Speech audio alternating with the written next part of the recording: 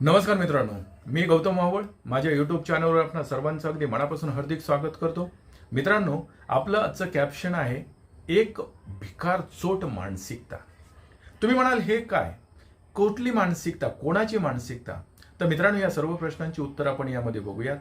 मित्रांनो, माणूस म्हटलं की त्याला ज्या गोष्टी आहेत, लागतात, त्या गोष्टी, दोन हात आहेत, दोन पाय आहेत, दोन डोळे आहेत, दोन कान आहेत, हे म्हटलं की आपण त्या माणूस म्हणतो. परंतु त्या माणसाकडे अजून एक गोष्ट असते आणि ती म्हणजे बुद्धी. मग ती बुद्धीची क्षमता किंवा बुद्धीची कुवत किंवा विचार करण्याची त्याची जी क्षमता आहे त्याला आपण एक मानसिकता, म्हणजे माणूस आहे तर त्याची मानसिकता, ती विचार करण्याची पद्धती, याला आपण मानसिकता असं म्हणतोय. आणि तो माणूस जर चांगला विचार हा लोकांप्रती करत असेल तर त्याची चांगली मानसिकता आहे, किंवा तो जर वाईट विचार लोकांप्रती करत असेल तर त्याची मानसिकता वाईट आहे आपण असं म्हणतो. परंतु काही मंडळींची मानसिकता अशी असते, विचार करण्याची क्षमता अशी असते की जे चांगलं होईल ते माझ्यासाठी आणि जे चुकीचं होईल, तो भोळा बाबळा समाज असेल, त्याला फॉलो करणारी लोक असतील किंवा त्याच्या विचारधारेला मानणारे असतील, असं जर करत असेल तर असा विचार करणारा माणूस किंवा त्याची विचार करण्याची क्षमता, त्याची मानसिकता, याला मी एक भिकार चोट मानसिकता असं म्हटलंय. आता तुमच्या लक्षात आलंच असेल मित्रांनो, मागच्या व्हिडिओमध्ये मी एक महाराज, म्हणजे एक मूर्ख महाराज असं कॅप्शन दिलं होतं आणि त्याला आपण खूप मोठ्या प्रमाणामध्ये प्रतिसाद दिला. परंतु मित्रांनो, ते जे महाराज मी त्यामध्ये घेतलेले आहेत त्या महाराजांना मी ओळखत नाही, ते मला ओळखत नाहीत. परंतु हे महाराज मी एक प्रतिकात्मक घेतलेत, कारण त्यांच्या व्हिडिओमध्ये त्यांनी जे काही गोष्टी वापरल्या होत्या त्या गोष्टी जर असं दुसरं अजून कोणी वापरत असेल तर असे महाराज म्हणजे मूर्ख महाराज, म्हणून मी त्यांना प्रतिकात्मक घेतले. आणि मित्रांनो, आपल्याकडे जो प्लॅटफॉर्म आहे, आता यूट्यूबचा प्लॅटफॉर्म आपल्याकडे निर्माण झालेला आहे, खूप मोठा प्लॅटफॉर्म आहे. यावर आपल्या मनात असलेले विचार मांडण्याची संधी आपल्याला आहे. याच्या अगोदर ती संधी आपल्याकडे नव्हती, आता ती आहे. तर विचार चांगले मांडा. जे कॉमेंट्स करतायत ना, फक्त तू का मध्ये पडतोस, तुला काय करायचंय, आमचं आम्ही बघू, असे जर विचार मांडत असाल, किंवा 95% पडून आम्ही मागे आहोत, घोड्याच्या शर्यतीत गाढवं पुढे, किंवा सशाच्या शर्यतीमध्ये कासव पुढे जाते, हे असे फालतू त्यामध्ये कॉमेंट्स न करता, तुम्ही जर तशा कॉमेंट्स करत असाल तर आपल्या बुद्धिमत्तेची दिवाळखोरी दाखवायचा प्रयत्न करताय तुम्ही. माझं स्पष्ट मत आहे, मी जे माझे विचार मांडले त्या विचाराला तुम्हाला काउंटर करायचंय, म्हणजे आपली ही विचाराची लढाई आहे. आपण विचाराची देवाणघेवाण किंवा विचाराचा संवाद झाला पाहिजे. त्यामध्ये तुम्ही जे विचार तुम्हाला मांडायचे असतील तर तुम्ही अतिशय व्यवस्थितपणे त्या विचाराला समर्पक, किंवा त्या विचाराला तुम्ही कसं चुकताय हे मांडण्याचा प्रयत्न केला तर ते आम्ही सुद्धा स्वीकारू. ते आम्ही खूप असं काहीतरी वेगळे होतं असं काही नाहीये, परंतु जे चुकीचं दिसतंय ते माझ्या दृष्टीने मी मांडण्याचा प्रयत्न करतोय. आणि त्यामुळं मला असं वाटतंय की तुमच्याकडे ही संधी आहे, तुम्ही ते मांडण्याचा प्रयत्न नक्की केला पाहिजे. मित्रांनो, चला हे एवढंच सांगतो. त्या व्हिडिओला खूप मोठ्या प्रमाणामध्ये प्रतिसाद दिला त्याबद्दल सर्वांना धन्यवादही देतो. मित्रांनो, आज आपला जो विषय आहे एक भिकार चोट मानसिकता असं म्हटलंय मी. हे असं का म्हटलंय, कारण मराठा समाजाचा आज महाराष्ट्रामध्ये आरक्षण घेऊन जो प्रश्न निर्माण झालाय आणि जे काही उपोषण चालू केले जरंगे पाटलांनी, या गोष्टीला घेऊन जसं आरक्षणाला समर्थन देणारी मंडळी आहेत तसंच त्या आरक्षणाला आता विरोध करणारी सुद्धा मंडळी आहेत. कालपर्यंत समर्थन करणारी मंडळी आज अचानकच विरोधात उभी राहायला तयार झाली. असं का घडतंय, किंवा ज्या लोकांना आरक्षण मिळालेलं आहे ती लोक सुद्धा काहीतरी वेगळीच मागणी घेऊन आपल्याला पुढे येताना दिसत आहेत. असं वेगवेगळं चित्र जर बघितलं तर आरक्षण हे लोकांना समजलंय की न समजलंय, मनामध्ये प्रश्न निर्माण होतोय. मग आरक्षणाविषयी ह्या माणसांची विचारसरणी काय आहे, किंवा या माणसांच्या विचारामध्ये आरक्षण हा विषय नेमका कसा आहे हे समजायला तयार नाहीये.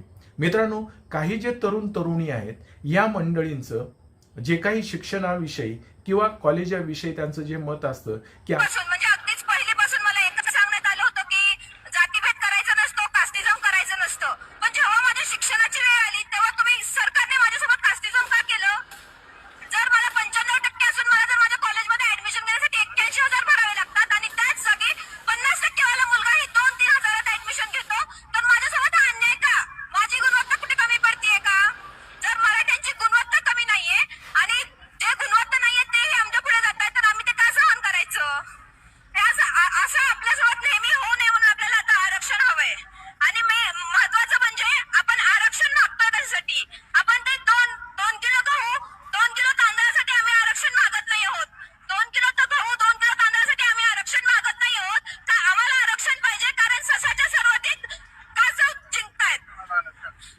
आरक्षण गव्हा तांदळासाठी नाही, परत तिनं तोच मुद्दा आलाय की जो त्या मूर्ख महाराजांनी काढला, परत या तरुणीने तोच मुद्दा काढला.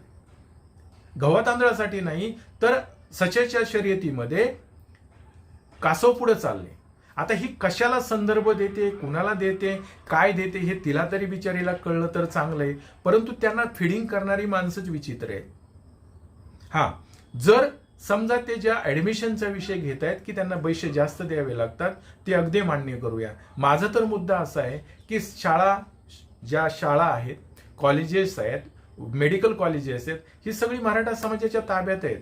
एक मुद्दा या आरक्षणाच्या माध्यमातून आता एक मुद्दा असाही घेतला पाहिजे की शैक्षणिक फी जी आहे ती सर्वांना सारखी झाली पाहिजे. 3च व्हावी, 50% वाल्याला पण 3,000 व्हावी किंवा 2,000 व्हावी, जी काय असेल ती, ही तफावत नसली पाहिजे. आणि याच्यासाठी सुद्धा आता आवाज उठवला पाहिजे. किंवा शिक्षण हे जे आहे हे शासनाने सर्व समाज घटकांना फ्री केलं पाहिजे. म्हणजे कोणी त्याच्यावर वाच्यता करायचा विषयच नाही, सगळ्यांना शिक्षण मिळून जाईल. मित्रांनो, आजचा जो आपला प्रश्न आहे, एक भिकार चोट मानसिकता, हा जो मी विषय घेतलाय, ती विषय याच्यामुळे घेतलाय की आरक्षण तर मिळाले, ज्यांना मिळाले त्यांना त्याची कदर नाही, ज्यांना आता आरक्षण मिळत नाहीये त्यांना किती प्रयास करावे लागतात हे आता मराठा आरक्षणाहून लक्षात येते. मित्रांनो, इकडे जर बघितलं तर कालपर्यंत मी म्हटलंच की कालपर्यंत मराठा आरक्षणाला समर्थन देणारी आज अचानक उभी राहिली की सरसगट प्रमाणपत्र दिलं जाऊ नये, कुणबी प्रमाणपत्र दिलं जाऊ नये, आणि आज वादंग निर्माण झाले. म्हणजे समाजामध्ये समोरासमोर यायला लोक तयार झाली. परंतु काही जर मंडळी बघितली तर त्यांच्याकडे आरक्षण आहे, परंतु ते आरक्षण त्यांना सहज मिळालेलं आहे. कोणता मोर्चा नाही, आंदोलन नाही किंवा मागणी सुद्धा केलेली नाही की आम्हाला आरक्षण मिळायला पाहिजे. ही मंडळी, गावकुसाच्या बाहेर राहणारी मंडळी, आज मात्र त्यांच्या पदरामध्ये टाकलेलं आरक्षण आहे, परंतु त्या आरक्षणाचं त्यांना महत्त्व नाहीये किंवा ते कळत नाही असं म्हणायला हरकत नाहीये. आणि अशाच काही मंडळींचे मित्रांनो तुम्हाला व्हिडिओ दाखवतो. मागण्या आहेत. अबकडचं आरक्षण मिळालं पाहिजे. अबकडं आरक्षण करून दिलं. तसंच आमची मागणी आहे की आम्हाला दलित समाजात ज्या 58 जाती आहेत त्या सर्व समाजाला अबकडच्या ह्याच्यातून मातंग समाजाला न्याय मिळावा. आणि अनुसूचित जातीकरिता जे एकत्रित 13% आरक्षण आहे, हे 13% आरक्षणामध्ये अनेक जाती या उपेक्षित राहिलेल्या आहे. 1 किंवा 2च जातींचा विकास यामध्ये झालेला आपण पाहतो. त्यामुळं या ठिकाणी अनुसूचित जातीचं जे एकत्रित आरक्षण आहे त्यामध्ये अबकडनुसार वर्गवारी करण्यात यावी. आरक्षण विष्णुदादा कसबे हे काय म्हणतायत की मातंग समाजाची प्रगती झालेली नाहीये आणि आम्हाला अबकड आरक्षण मिळालं पाहिजे. दुसरे आहेत रमेश बागवे, यांची सुद्धा मागणी अशी आहे की आम्हाला अबकड आरक्षण करून द्या. तिसरे जे आहेत आमदार भारतीय जनता पार्टीचे सुनील कांबळे, हे सुद्धा म्हणतायत की मातंग समाजाची 70 वर्षात प्रगती नाहीये आणि आम्हाला अबकड असं वर्गीकरण करून द्या. मित्रांनो, बाबासाहेब आंबेडकरांनी जे आरक्षण दिलं ते 59 जातींना 13% आरक्षण, आणि हे 13% आरक्षणामध्ये 59 जाती आल्या. या 59 जातीने कुठल्याही प्रकारचा मोर्चा नाही, आंदोलन नाही किंवा मागणी सुद्धा नाही. असं एवढं असूनही यांना फुकट किंवा फ्री कष्ट न घेता आरक्षण मिळालं. त्याच्यामुळं या मंडळींकडे आता काय गरजेचं आहे तर या मंडळींकडे फक्त शिक्षण होणं यांचं किंवा या मंडळींनी शिक्षण घेणं गरजेचं आहे. परंतु असं न होता ही मंडळी आता असं सांगतायत की 70 वर्षात आमची प्रगती झाली नाही, आणि जे सांगणारे आहेत ते भारतीय जनता पार्टीचा पट्टा गळ्यात घातलेली मंडळी आहेत. ते काय म्हणतायत, 2014 पासूनच हा प्रश्न निर्माण झालाय, त्याच्या अगोदर हा प्रश्न जास्त नव्हताच. आणि मग असा जर प्रश्न निर्माण होणार असेल तर याचं कारण काय की समाजाला हे भुलवतायत का की समाजाला जे काही आरक्षण 13% मिळाले, या 13% मध्ये जे काही 59 जाती आहेत त्याच्यामध्ये त्यांचा जो आरोप आहे की बौद्ध समाज जो आहे, या बौद्ध समाजाला जास्त फायदा मिळतो. कसा मिळतो फायदा तर त्यांच्याकडे शिक्षण आहे. अरे बाबा, त्यांनी शिक्षण घेतलंय. बरं, टक्केवारी जर बघितली लोकसंख्येची तर 60% लोकसंख्या बौद्ध समाजाची किंवा पूर्व सभेचे जे महार आहेत त्यांची आहे. 2 नंबरला मातंग समाज आहे की त्यांची टक्केवारी जर बघितली आपण 20% लोकसंख्या आहे त्यांची. तिसरं बघितलं तर 12% लोकसंख्या चर्मकार समाजाची आहे. त्यानंतर भंगी समाज 1.9 किंवा 2%च आहे. याच्यामध्ये यांचं म्हणणं असं आहे की ह्या जो काही वरचा समाज आहे पहिला 1 नंबरचा, यानेच आरक्षणाचा जास्त फायदा घेतला आणि शिक्षण सुद्धा त्यांनाच मिळतंय. आता शिक्षणाचा जर विषय घेतला किंवा SC कॅटेगरी जे शेड्यूल कास्ट आपण ज्याला म्हणतो, ते हे 59 जाती आहेत. कोणतीही मंडळी तिथे जर गेली शिक्षण घेऊन किंवा शिक्षणासाठी गेली तर त्याच्यामध्ये सॅग्रिगेशन करत नाहीये कुणी. SC आहे SC, संपला विषय. परंतु इथं मात्र या मंडळींनी आता अशी मागणी चालू केली की आम्हाला अ ब क ड करून पाहिजे त्यामध्ये. कारण काय तर हा बौद्ध समाज शिक्षणामध्ये जास्तीत जास्त फायदा घेतला, नोकऱ्यांमध्ये जास्तीत जास्त फायदा घेतला आणि आमच्या समाजाकडे शिक्षण नाहीये. मित्रांनो, या ठिकाणी एक गोष्ट सांगावीशी वाटते की ही मंडळी जे काही बोलतायत ना, मला यांना सांगावेसं वाटतंय की समाजाप्रती जर तुमचं प्रेम असेल, समाजाप्रती जर तुमची सद्भावना असेल, तर तुमचा जर समाज ऐकत असेल तुमचं, तर तुम्ही समाजाला जागं करा, शिक्षण घ्या किंवा शिक्षणासाठी त्यांना काही मदत करा.